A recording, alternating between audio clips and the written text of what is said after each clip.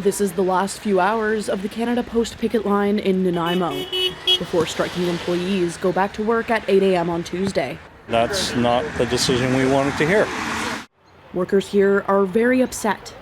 They keep telling us that we have the right to free and collective bargaining, but they keep pulling the plug on that idea and ordering us back to work. So which is it? Do you believe in free collective bargaining, or do you believe on sending workers back to work with no agreements?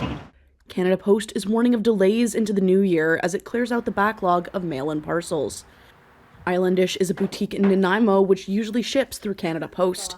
Owner Kelly Clausen says she had to pivot to UPS, but some other stores simply couldn't. We had makers that only use Canada Post and don't necessarily use Shopify or don't have the wherewithal or the time themselves because they're doing local markets, they're at malls, different things, to take the time to get a deal with UPS. Like, we had to negotiate that.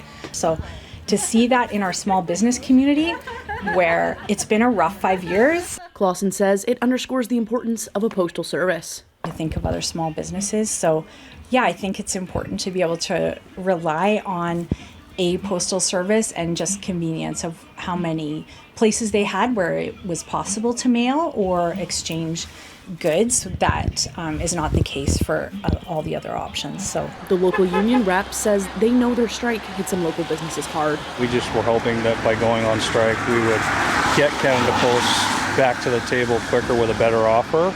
It was never our intention to go on strike, but that was the only move we had at the time.